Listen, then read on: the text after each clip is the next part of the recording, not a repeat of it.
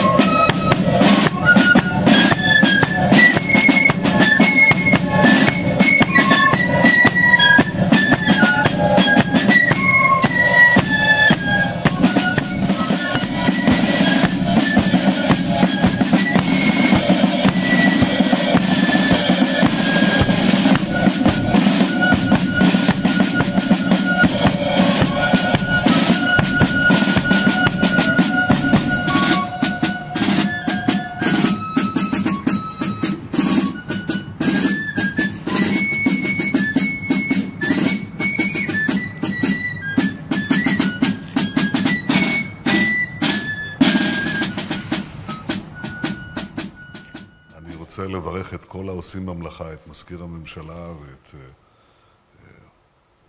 ידידנו הצעיר פינסקי, אבל בשמע צוואתו של ג'ון הנרי פטרסון להיקבר בישראל. ואני במיוחד רוצה לברך אותך, Alan Patterson. So I want you to know, Alan, there is no exaggeration. Your grandfather, Lieutenant Colonel John Henry Patterson, was the commander of the first Jewish fighting force in nearly 2 millennia. And as such, he can be called the godfather of the Israeli army. He also happened to be the godfather of my late brother, Jonathan, who was named after him. So I feel that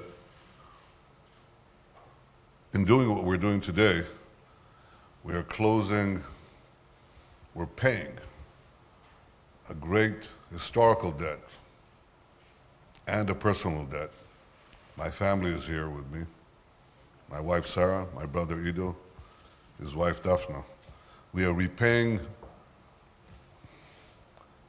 a historical debt and a personal debt to a great friend of our people, a great champion of Zionism, and a great believer in the Jewish state and the Jewish people. Now, when I say godfather, I didn't say father, godfather. But John Henry Patterson's contribution was immense in 2 ways. First, by commanding this force, he gave it structure. Because the biggest, and confidence, the biggest obstacle in the recreation of Jewish independence was the ability of the Jews to defend themselves. This capacity had been lost completely in the diaspora. The Jews who were known in antiquity as great fighters, from Joshua, David, the kings of Israel, the Maccabees, Bar Kokhba, the Jews were renowned for their capacity to fight and defend themselves. They didn't always succeed, but they always resisted their tormentors.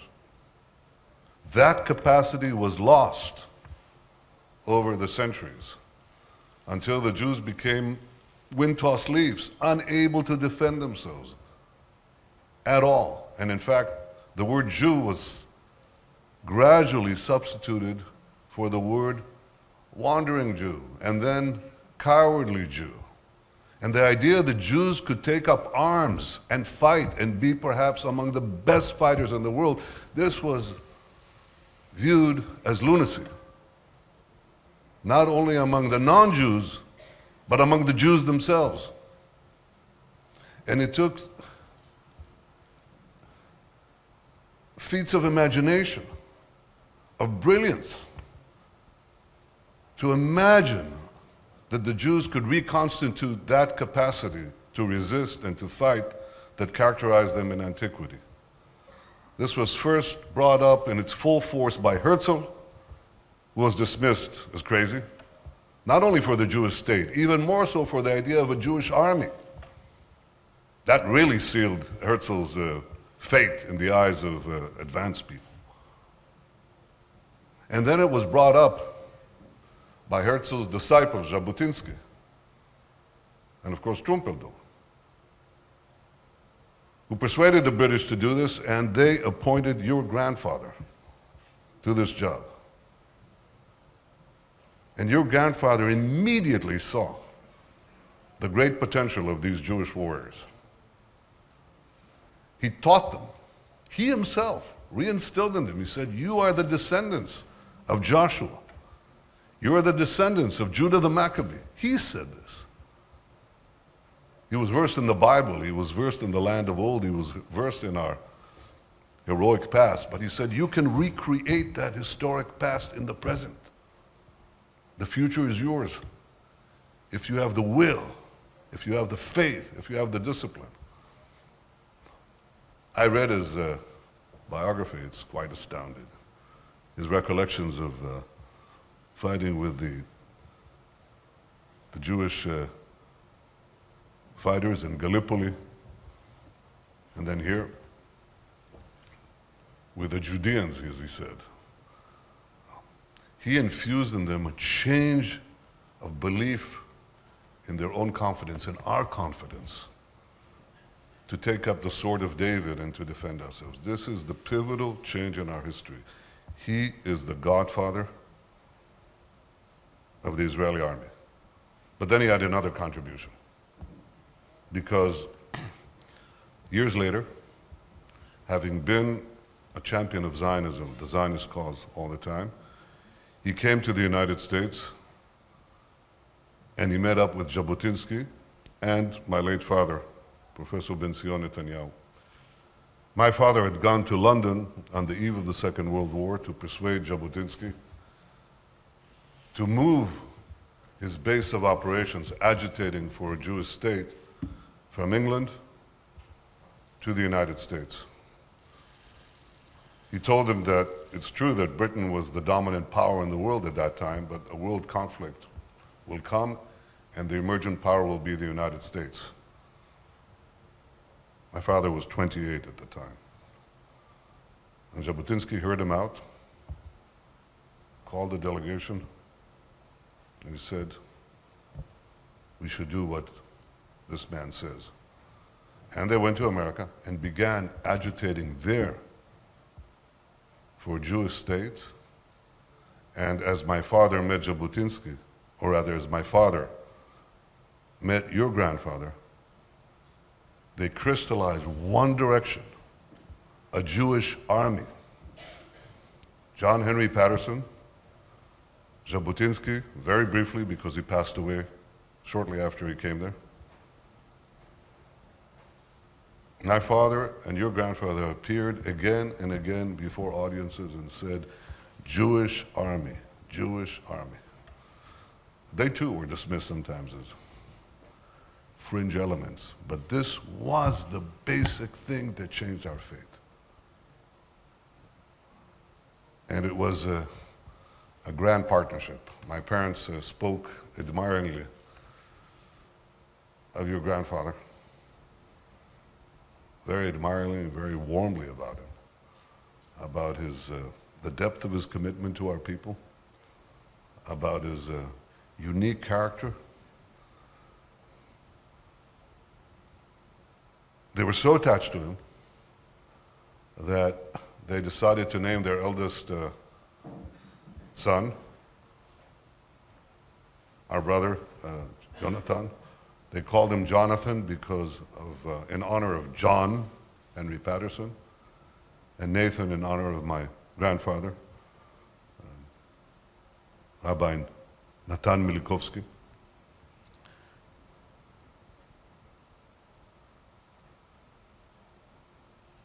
And in the Brit, your grandfather gave to my brother a silver cup, which we have in our family. Should have bought it here, sorry. It says to my dear godson, Jonathan, from your godfather, John Henry Patterson. Now there's a link of fate here, and it's not accidental. You're the man who brought about the progenitor of the Israeli army was at the birth of one of the future brave commanders of this army. Both of them are gone now. Your grandfather died a year after my brother's birth and before the establishment of the Jewish state. And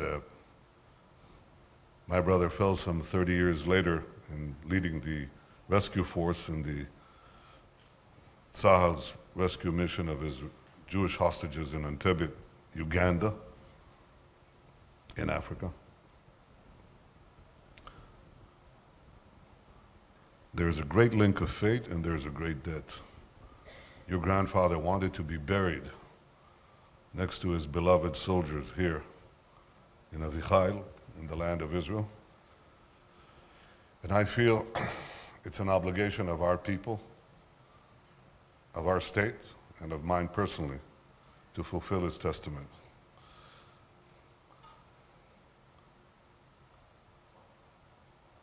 I wanted to say that to you personally, Alan.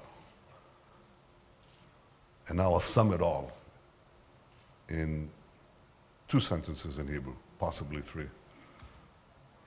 ג'ון הנרי פטרסון היה המפקד הראשון של הכוח היהודי, הלוחם הראשון מאז ימי בר כוכבא. הוא היה הסנדק של צבא ההגנה לישראל. הוא גם היה הסנדק